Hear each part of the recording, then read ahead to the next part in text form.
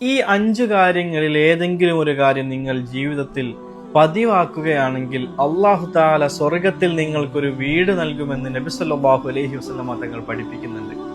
ഒന്നാമതായിട്ട് മുത്തുനബി സല്ലല്ലാഹു അലൈഹി വസല്ലമ തങ്ങൾ പഠിപ്പിക്കുന്നത് ഫർദ് നിസ്കാരങ്ങൾക്ക് ശേഷമുള്ള റവാത്തിബ് സുന്നത്ത് നിസ്കാരങ്ങൾ.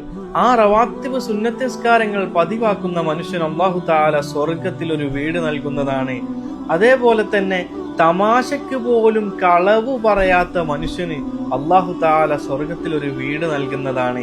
മൂന്നാമത്തേത്, താൻ പറയുന്നതിലാണ് ന്യായമെന്ന് മനസ്സിലാക്കിയിട്ടും പരസ്പരം തർക്കം ഉപേക്ഷിക്കുന്ന മനുഷ്യൻ, അവനും അല്ലാഹു സ്വർഗത്തിൽ ഒരു വീട് നൽകുന്നതാണ്. നാലാമത്തെ കാര്യം സ്വഭാവ മഹിമയാണ്. നല്ല സൽസ്വഭാവിയായ നല്ല സ്വഭാവത്തിനുടമയാണ് നിങ്ങളെങ്കിൽ തീർച്ചയായും അല്ലാഹു നിങ്ങൾക്ക് സ്വർഗത്തിൽ ഒരു വീട് നൽകുന്നതാണ്.